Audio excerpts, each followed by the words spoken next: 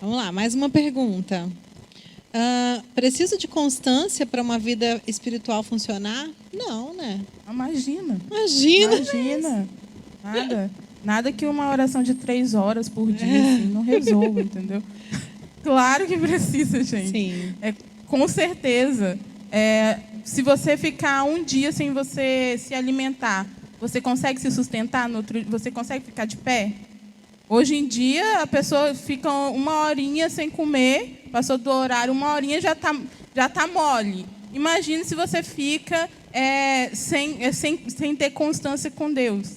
Se você passa um dia sem orar, um dia sem ler a Bíblia, um dia sem louvar o Senhor, aquele dia não é o mesmo. Tenho certeza disso. E aí é interessante também a questão da disciplina, né? Estabelecer um horário, um local para você fazer o seu devocional, para você ter o seu momento a sós com Deus no seu dia. Não é assim, o horário que der, né? Porque se o horário que der nunca dá, gente. Tem que ter essa disciplina aí. Tem que ter prioridades. Eu acho também interessante a questão de analisar essa constância.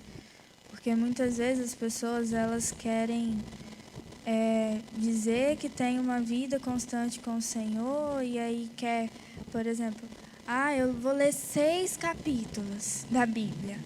Eu vou orar 5 horas de joelho, só vou sair daqui quando meu joelho estiver todo ralado e tudo.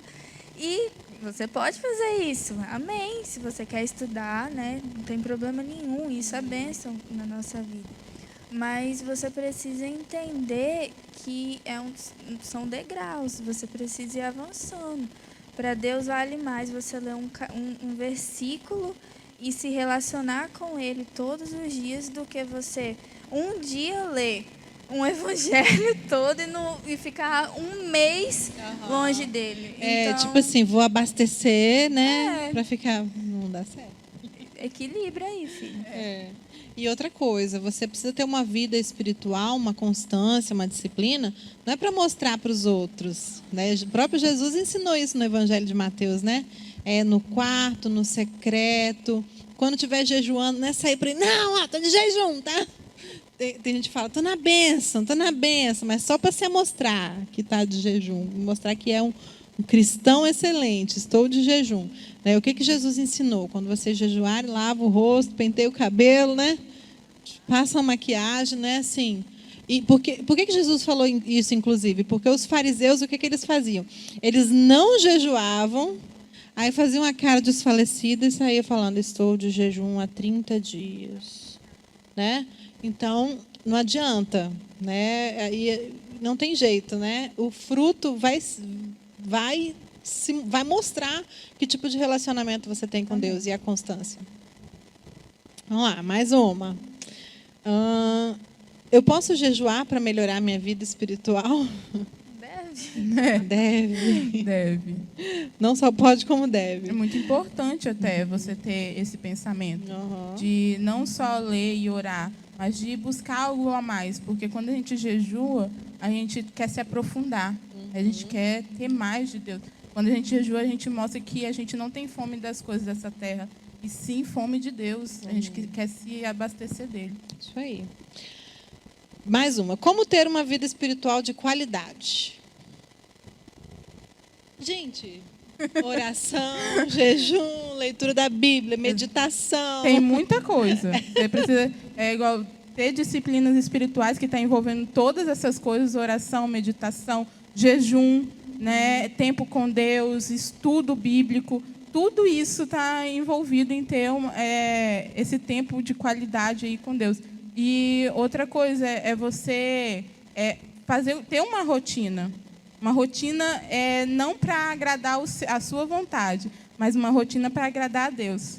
Às vezes a gente quer fazer lá o nosso cronograma, mas o menor tempo que a gente tem é para Deus. A gente precisa... esses dias eu estava assistindo um vídeo sobre inconstâncias e tal, e o cara ele falou assim, o que você ama mais? As coisas ou a Deus? Então, às vezes, a gente, no nosso dia a dia, a gente tem um monte de coisa. Aí sai uma coisinha do roteiro, né? E a gente acaba tirando o tempo que era para Deus para poder você ter tempo com as outras coisas. Então, a gente também precisa analisar o nosso tempo que a gente tem. Porque uma coisa que eu falo sempre com as meninas do Carral e com a célula também, a gente pode fazer, a gente consegue fazer, a gente só não faz se a gente não quiser fazer. Então, a gente precisa priorizar as coisas de Deus, assim. Eu acho que é interessante também essa questão de uma vida espiritual de qualidade, é você ir além da religiosidade. Porque não adianta nada você ser um bom leitor da Bíblia, vir em todos os cultos, frequentar a igreja, estar em ministério, se você não é um verdadeiro cristão. Porque o fato de você fazer todas essas coisas não significa que você é um cristão verdadeiro.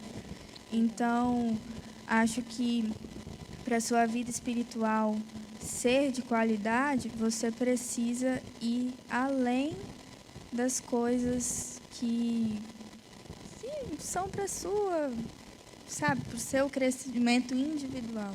Você tem que afetar a vida de outras pessoas através da sua busca, através da sua constância, através daquilo que você tem feito na casa do Senhor. Não tem que ser só para você, porque senão não faz sentido o evangelho e aquilo que nós pregamos. Tem que impactar a vida de outras pessoas também, porque senão é só religiosidade. Verdade. Como diz o Caio, a gente tem que ser repelente. Repelente de maldição. Exatamente.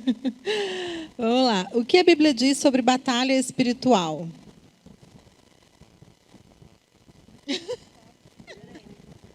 A Júlia vai 1 ler. Pedro 5,8 diz: estejam alertas e vigiem. O diabo, o inimigo de vocês, anda ao redor como leão, rugindo e procurando a quem possa devorar. De forma prática, existe o reino da luz e o reino das trevas. E eles estão em guerra o tempo todo, né? E cabe a você decidir em qual lado você quer estar. Isso. Através de algumas atitudes que você precisa ter na sua vida. Isso. Estar alerta e vigilante, né? Muito importante. Isso é interessante, porque às vezes as pessoas acham que batalha espiritual é lidar só com demônio. Tipo assim, com demônio encarnado, né? Tem que expulsar e tudo. Não, batalha espiritual é uma coisa diária. Faz parte da nossa vida diária. Nós estamos o tempo todo em batalha espiritual, gente. Às vezes o demônio vai ser muito bonitinho. Verdade. Às Penteadinho, cheiroso. Muito arrumadinho. Às vezes a batalha espiritual é dentro da sua casa. Quando a sua mãe manda você fazer algo e você não faz. Aí você cria toda aquela confusão dentro da sua casa. Isso é uma batalha espiritual. Às vezes a gente acha que é só algo assim, um demônio ali. Só legião de demônio encarnado em alguém. E, se for assim, né? Às vezes quando você cria essa confusão dentro da sua casa, você é o demônio encarnado. Verdade. E para terminar, o que é crescimento espiritual? Aquele cri-cri. Crescimento espiritual é você se aproximar de Deus, mas não para você ser cheio, mas para você transbordar. Isso é crescimento espiritual, quando a gente abre a nossa mente para entender que as coisas que a gente busca é para crescer no reino de Deus. Jesus, ele veio aqui na Terra e ele veio para propagar a mensagem do amor de Deus. Ele não veio para ter aquilo só para ele. Se ele quisesse ter só para ele, ele não teria pregado para multidões, ele não teria formado discípulos. Isso é crescimento. Quando a gente entende o que é crescimento, a gente quer espalhar, a gente quer multiplicar. O crescimento não pode ser só em nós. Eu tenho uma vida com Deus, eu oro, eu jejuo, mas só que as outras pessoas, elas têm visto o seu testemunho e têm vivido o melhor de Deus através disso na sua casa. Como que você se porta na sua casa? Esses dias eu estava vendo um vídeo, eu vejo muito vídeo dessas coisas, e um cara falou assim, Jesus, ele falou que quando você entrar no seu quarto, você pode, você fecha a sua porta. Mas só que ele não falou que você tem que fechar a porta. Ele falou que não era para você se amostrar. Mas quando você está com seus discípulos, né, quando você está assim, na igreja, você precisa falar o seu testemunho. para que as pessoas sejam contagiadas com isso. Mas na sua casa é diferente. Na sua casa você tem que mostrar com os seus atos. Então, de vez em quando, você orar com a sua porta aberta não faz mal. A questão é o que está dentro do seu coração. Eu tenho uma técnica na minha casa para todo mundo saber que eu oro por eles, que eu oro gritando. Isso é fácil para mim, né, gente? E eu levanto as mãos e falo: Senhor, vai no quarto do meu irmão agora, toca na vida dele. E eu faço isso para eles escutarem, porque assim como eu quero que o demônio escute, eu também quero que eles saibam que tem alguém naquele lugar querendo crescimento, não só o meu, mas o crescimento de toda a minha casa, de toda a minha família, todos aqueles que estão à minha volta. A minha filha já acordou algumas vezes com eu. Os filhos têm muito disso, né? Esses dias eu estava falando, eu acho que era com o Alan, esses negócios de acordar com a mãe assim, com a mão na cabeça. Mão na testa, né? cheia de, a mão cheia de óleo na testa. Assim. Aí acorda assustada, assim. E quando não acordou, às vezes ela abre o olho, assim, acho que ela sonha. Acho que ela pensa que está sonhando, né, no inconsciente dela, tadinha. Sabe de nada. De nada. Amém, gente? Querem acrescentar alguma coisa? Muito bom. Muito obrigada, lindas. Amei as respostas de vocês. Perguntas muito interessantes. E aí, daqui a pouco a gente vai para o último bloco, que tem bastante pergunta também. Mas os meninos prometeram que vão responder rapidinho. Vamos ver.